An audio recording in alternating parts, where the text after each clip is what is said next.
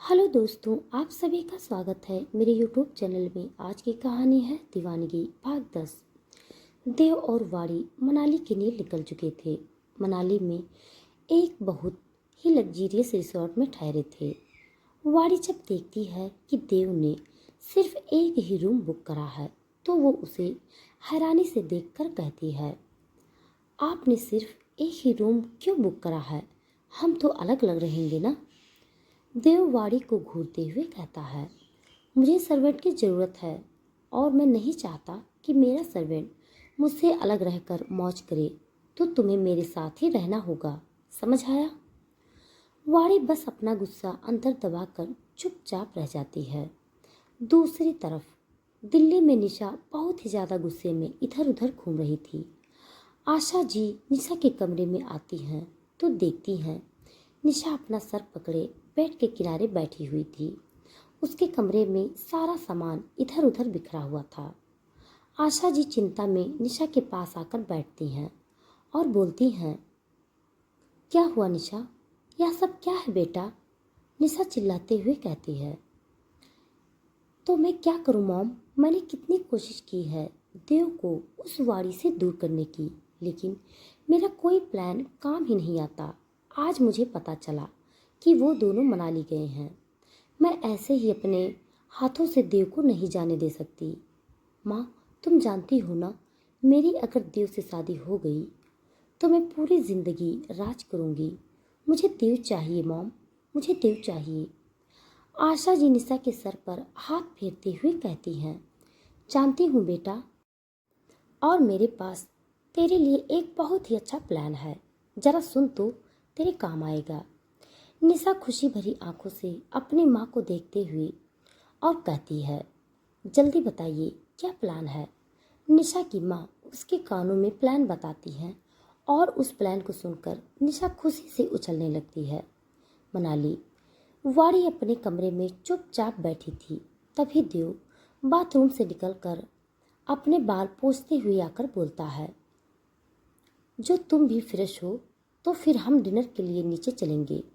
वाड़ी हाँ में सर हिलाकर बाथरूम में चली जाती है और नहाकर आती है।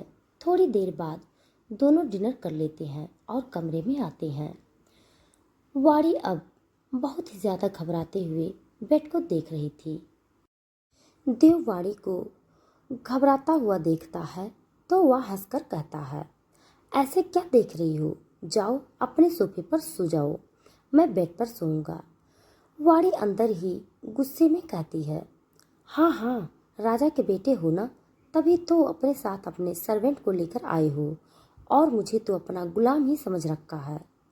यार मैं सोफे पर कैसे सोऊंगी? पर क्या करूं, सोना तो पड़ेगा ही, वरना इस जल्लाद के साथ सोना पड़ेगा। चल वाड़ी, सोफे पर ही सो जाते हैं। वाड़ी जानती थी देव के साथ बहस करने से कोई फायदा नहीं है, इसीलिए वह चुपचाप सोफे पर जाकर लेट जाती है। देव यह देखकर काफ़ी हैरान होता है कि आज वाड़ी ने उसके साथ कोई बहस नहीं की।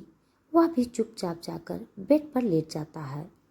काफ़ी देर तक देव को नींद नहीं आती। वह वाड़ी की तरफ देखता है जो काफ़ी अच्छी तरह से सिकुड़ कर गहरी नींद में सो रही थी। देव वाड़ी को घूरते हुए कहता है, इसको देखो कितने अच्छे से सो रही है और यहाँ मुझे नींद ही नहीं आ रही है, और मुझे नींद नहीं आ रही है तो यह इतने आराम से कैसे सो सकती है? देव उठता है और वाड़ी के पास जाकर उसे अपनी बाहों में उठाकर बेड पर सुला देता है और जाकर उसके साथ सो जाता है। वाड़ी जो गहरी नींद में थी, उसे जरा सा भी एहसास नहीं होता कि वह अभी देव के साथ उसके बेड पर सो रही है। अगली सुबह वाड़ी की नींद खुलती है और वह अंगड़ाई लेने की कोशिश करती है, लेकिन महसूस करती है कि उसके शरीर को किसी ने बहुत ही ज़्यादा कसकर दबोच रखा है।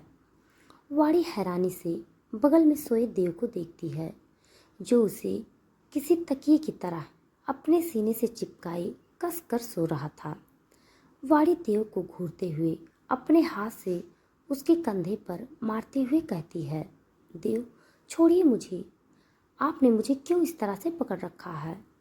देव अपनी आंखें खोलकर वाड़ी का गुस्सा भरा चेहरा देखकर मुस्कुराकर कहता है, अरे बीबी, मुझे नींद नहीं आ रही थी तो मैं क्या करता। तुम जानती हो ना कि मैं जब तक तुम्हें अपने साथ लेकर न सोऊं मुझे नींद नहीं आती। यह कैसे बात हुई, मैं हमेशा आपसे अलग सोती हूँ, लेकिन जब सुबह आँख खुलती है तो आप अपने पास मुझे जकड़कर सोए मिलते हैं। मैं आपके साथ सोना नहीं चाहती, आपको समझ नहीं आता है क्या। देव तिरछी स्माइल करके कहता है, यही तो बात है बीबी कि तुम मेरी बीवी होकर भी बीबी नहीं हो। समझ आ रहा है ना तुम्हें। तुम सर्वेंट हो मेरी, इसीलिए मुझे जब तुम्हारी ज़रूरत होगी तब तुम्हें मेरे पास होना होगा। अब यह ज़्यादा बहस मत करो और तैयार हो जाओ, ब्रेकफास्ट के लिए नीचे चल रहे हैं। इतना बोल कर देव बेड से उठकर बाथरूम में चला जाता है। वाड़ी अपने दांत पीसकर रह जाती है। हे भगवान, पता नहीं पिछले जन्म में ऐसे कौन से पाप किए थे जो यह जल्लाद मेरे पीछे ही पड़ गया है। कुछ देर बाद वाड़ी और देव ब्रेकफास्ट के लिए नीचे आते हैं। वह दोनों ब्रेकफास्ट के लिए जा ही रहे होते हैं कि तभी देव से एक लड़की टकरा जाती है और देव उस लड़की को संभाल लेता है।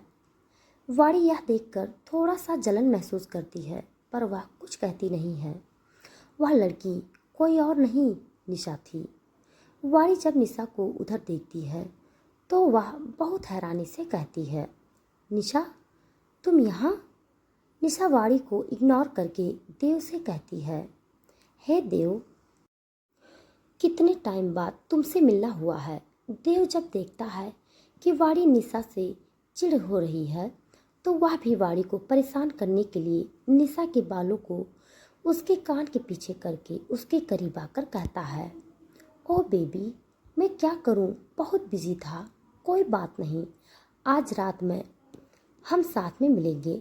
Just ready tonight, okay. Nisha यह सुनकर बहुत ही ज़्यादा खुश हो जाती है और सोचती है, यह तो अच्छा हुआ है, देव खुद मेरे पास आ रहा है। मेरा प्लान तो खुद ही सक्सेसफुल हो रहा है। निशा देखकर गालों पर एक किस कर कहती है, ओके देव, रात को मिलते हैं, बाय। निशा वाड़ी को एक नज़र देखकर तिरछी स्माइल करके आगे बढ़ जाती है। वाड़ी देव को बहुत ही बुरी तरह से घूरती है। देव वाड़ी को देखकर कहता है, क्या हुआ, अब इतनी खूबसूरत लड़की आगे से आएगी तो मैं मना कैसे कर सकता हूँ। वाड़ी देव को कुछ नहीं कहती और गुस्से में जाकर आगे एक टेबल पर बैठ जाती है। देव मुस्कुराते हुए वाड़ी के पास जाकर बैठ जाता है। शाम का वक्त, निशा एक बहुत ही सेक्सी ड्रेस पहनकर उसी रिसोर्ट के टेरेस पर बैठी थी। वहाँ की डेकोरेशन बहुत ही ज़्यादा अमेजिंग थी। वहाँ पर निशा ने एक बेड भी लगवाया था। देव के रूम में वाड़ी देव को बहुत ही बुरी तरह से घूर रही थी और अपने हाथों में पकड़ी किताब को कभी इधर तो कभी उधर से फाड़ रही थी। देव वाड़ी की हरकतें शीशे में देख रहा था। देव मुस्कुराकर कहता है, बीबी, क्या किताब तुम्हें अच्छी नहीं लग रही है जो तुम उसे इस तरह से फाड़ रही हो। वाड़ी देव को देखकर कहती है, आप यहाँ पर काम के लिए आए थे ना, तो अभी तक आपने कोई भी काम नहीं किया है, तो आपको नहीं लगता कि आपको अपने काम पर ध्यान देना चाहिए। देव वाड़ी को मुस्कुराकर देखते हुए कहता है, हाँ, मैं जिस क्लाइंट से मिलने आया था उसको आने में अभी कुछ घंटे बाकी हैं। वह कल सुबह तक आएंगे और कल सुबह हम मीटिंग करके वापस अपने घर के लिए निकल जाएंगे। तो आज रात तो मुझे कहीं और एंजॉय करना पड़ेगा। थोड़ी देर में कमरे की गेट पर नॉक होती है। वाड़ी जाकर गेट खोलती है तो एक सर्वेंट अपने हाथ में एक बुके और एक कार्ड लिए खड़ा था। वाड़ी उस बुके और कार्ड को लेकर अंदर आती है और उस कार्ड को खोलने लगती है कि तभी देव वाड़ी के हाथ से कार्ड को लेते हुए कहता है, बीबी, बहुत गलत बात है, यह मेरे लिए है और तुम उसको खोल रही हो। वाड़ी देव को घूरते हुए वह बुकी देव के ऊपर फेंक कर कहती है, हाँ तो जाइए ना, मुझे कोई शौक नहीं है आपकी चीज़ों को देखने का। इतना कहकर वाड़ी अपने बेड पर जाकर बैठ जाती है। देव वाड़ी को देखकर उस कार्ड को खोलकर मुस्कुराते हुए जोर जोर से पढ़ता है। हे डार्लिंग, देव, मैं तुम्हारा टेरेस पर वेट कर रही हूँ, जल्दी आना। आज हम इस रात को बहुत ही ज़्यादा अमेजिंग बनाएंगे। योर लविंग स्वीट हार्ट निशा। देव वाड़ी को देखकर मुस्कुराते हुए कमरे से निकल जाता है। वाड़ी भी देव के पीछे पीछे जाती है। देव को पता था कि वाड़ी उसके पीछे आ रही है, फिर भी वह बेफिक्र होकर टेरेस पर पहुंचता है। तभी वाड़ी भी देव के पीछे पीछे टेरेस पर पहुंच जाती है। निशा जब देव को देखती है तो उसके पास आने लगती है। वाड़ी पीछे से यह देखकर टेरेस पर रखे बहुत सारे फूलों के पीछे छुप जाती है। निशा देव को डाइनिंग टेबल पर ले जाकर कहती है, देव देखो मैंने कितनी अच्छी डेकोरेशन की हमारे इस डेट के लिए। देव निशा के साथ रहने का कोई शौक नहीं था, वह तो बस वाड़ी को थोड़ा बहुत चलाना चाहता था। निशा आगे बात करते हुए कहती है, मैं जानती हूँ देव, तुम वाड़ी के साथ सिर्फ उससे बदला लेने के लिए रह रहे हो। उसने तुम्हारी बेइज्जती की थी पूरी पार्टी के सामने। उसने तुम्हें थप्पड़ मारा था। देव खुराना को थप्पड़ मारा था तो तुम्हें उससे बदला तो लेना ही होगा। पर तुम उसे ऐसे कैसे बदला लोगे देव? देव निशा की बातें सुनकर एक बार फिर से उस रात को याद करने लगता है जब वाड़ी ने देव को सबके सामने थप्पड़ मारा था। वह सब याद आते ही देव को फिर से वाड़ी के लिए देव गुस्सा हावी हो जाता है और वह गुस्से में यह भी भूल जाता है कि वाड़ी वहीं पर है और वह गुस्से में अपने दांत पीसते हुए कहता है, उसे मैं बर्बाद कर दूंगा। उसे ऐसी सजा दूंगा कि वह जिंदगी भर याद रखेगी। उससे अच्छी तरह बात करता हूँ तो इसका मतलब यह नहीं है कि मैं उससे प्यार करने लगा हूँ। उस तो कौड़ी की लड़की की औकात सिर्फ मेरे पैरों की धूल को साफ करने की है। उसे एक दिन ऐसी चोट देकर सड़क पर फेंक दूंगा जैसी उसने सोची भी नहीं होगी।